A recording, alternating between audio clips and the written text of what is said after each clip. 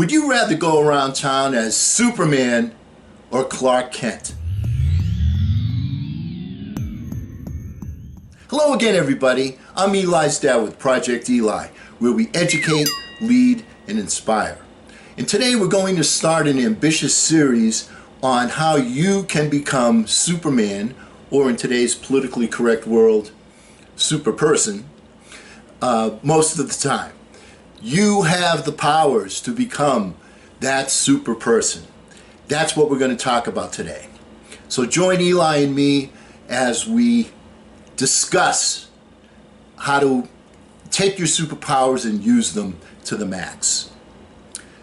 You know, Eli, I was talking to some people because I was thinking about doing this video about Superman, and I asked a couple of people, I said, who would you rather be? Would you rather be Superman or would you rather be Clark Kent?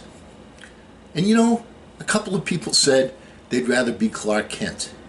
And I said, really? Why? Well, I don't want to do this, I don't want to do that. All right, you know what? If you stop and think about it, it's a bunch of hooey, and here's the why and because. We take advantage of whatever we can to become super people, except we don't do the hard work.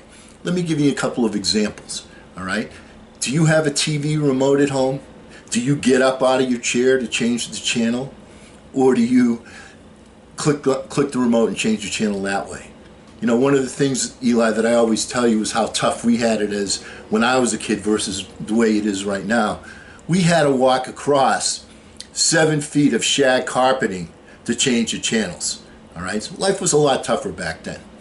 All right, but also on your phone you have speed dialing. Do you speed dial or do you punch each individual number? If you have texting, do you, when possible, do you voice text or do you do all the little things with your fingers? Starting your car, especially in the part of the country where I live where it's cold. Do you go out, start your car, sit there and let it warm up, or do you do the remote starter? Your garage door. Do you go and open the door, or do you use the garage door opener? You use the microwave. When you want information, what do? You Google for it. So the point I'm getting at is, we all want to have superpowers. We all want to use the superpowers. And we use these for convenience, for communication, to do less work, for information, and for knowledge. In fact, we're not even adverse to using other species to use their superpowers to our advantage. As an example, using dogs at the airport for sniffing out things that you don't want to go through, or to use dogs to, you give a dog, if a child is lost, you give it a bit of clothing so that they can find the dog.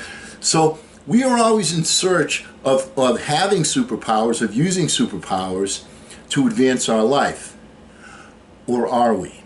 Do we want to put in the effort? Well, like I said, we're going to start a series on superpowers, how to use them and how to take advantage of them. And if you want to go from here to here, then I strongly recommend that you pay attention. I strongly recommend that you subscribe and you ring the bell, because coming up, these are the things that we're going to be talking about. We're going to talk about creativity. That's what we're going to talk about today. In future videos, we're going to talk about developing positive habits and eliminating negative habits. Also, how to become a super learner, how to be super influential and persuasive, how to be super productive, how to be better and a super person, how to be super confident, and how to increase all of your superpowers by regenerating your mind and your body with super sleep. Now, I must, before we begin, give a shout out to Eric Barker, the author of Barking Up the Wrong Tree, because when I've been doing some reading, as I always do, looking for new things and looking for new ideas, and I came across Eric Barker, and he just had some tremendous ideas that I've incorporated into this video and into the future videos. So once again, I strongly recommend looking up Eric Barker. Barking Up the Wrong Tree is his book. It's outstanding. All right, so today, first thing we're going to talk about is creativity. And I'm going to give some quotes from people on creativity. All right, the first one is from a lady named Dorothy Parker. And she says, creativity is a wild mind and a disciplined eye. Eric de Bono tells us creativity involves breaking out of established patterns in order to look at things in a different way. Albert Einstein, creativity is seeing what everybody else has seen and thinking what no one else has thought. Henry David Thoreau, it's not what you look at that matters, it's what you see. Bruce Garenbrat says, creativity doesn't wait for that perfect moment, it fashions its own perfect moments out of ordinary ones. So how do you get there? All right, there's a lot of clues in those sayings. That's why I wrote them down and I wanted to repeat them to you, because they're critical in the creative process. So let's talk about the creative process. All right, first of all, understand that the creative process, you're going to get help from the infinite mind. That's where you're going to look for your help with the infinite mind. What are the steps that you have to take? We've gone over these, but it's such an important, creativity is such an important super skill to possess. And it's a skill. It's something that we all have within us, but we don't take advantage of it. The first part, step one, is you have to have a vision. You have to see something specifically. You have to paint the vision with fine brush strokes. Nothing general. You can't say I want to be rich. You have to say I want to have a big house. My house is going to look like this. My swimming pool is going to look like that. My cars are going to be like this. Those are the things you have to be. There has to be specificity in your vision. When you have that specificity, when you have that vision, when you own it, when you see it, when you feel it like you already possess it, and you send that vibe out into the universe, the infinite mind will separate that one thought, that dominant thought, from the other 60,000 or so other thoughts that you have. And the infinite mind wants to help us. So what does the infinite mind does? Especially you want to do this right before you go to sleep. And here's the why and because. To get that vibe with the right transmission frequency, there has to be some intensity there. With that intensity, when you see that, you see the finished product. You don't see how you're going to get there, because if you see how you're going to get there, that gets stuck in with the vibration. You don't want that. If you already knew how to get there, you'd be there. Here's the point. See the finished product. You know that you need some help. Let the infinite mind help you. So send out that vibe of the final outcome that you're seeking, of that dream, of what you really want. And then let it go. Let it go.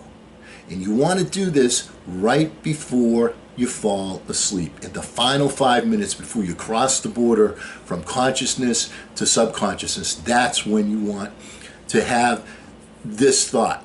All right. Of course, you want to have it during the day, because if it's your dominant thought, you're going to be relating other things to it. But especially right before you go to sleep. And then you have to let it go. Why do you have to let it go? Because you have to be in a relaxed state.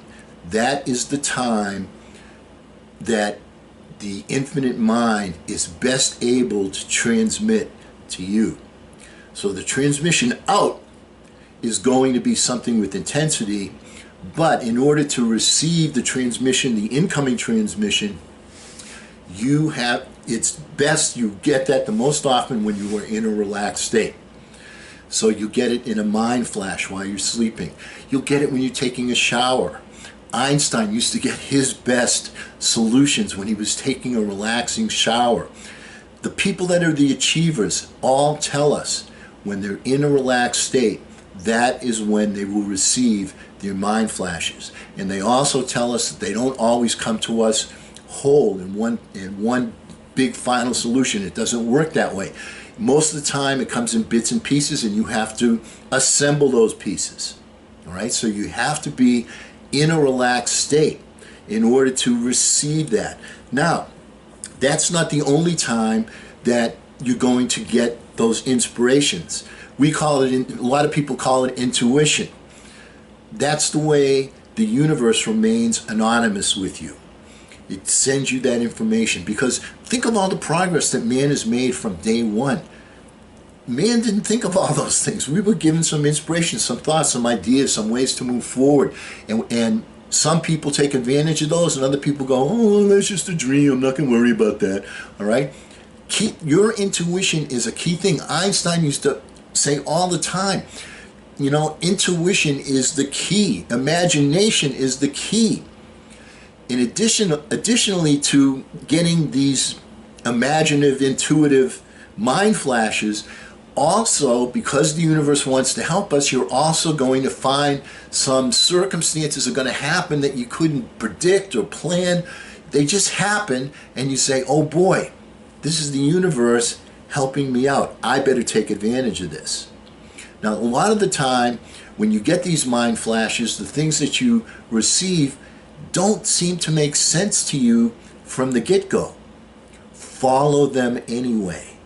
Follow them anyway. This is how the creative process works. The other thing is when you have that vision embedded in your mind, and I'm not just talking about before sleep, but I mean it's your single purpose. We talk about singleness of purpose. Why is that so important? Because when you have that singleness of purpose, everything around you is going to start to relate to that particular purpose. And you will get ideas. You will, once again, see things that you saw but didn't connect.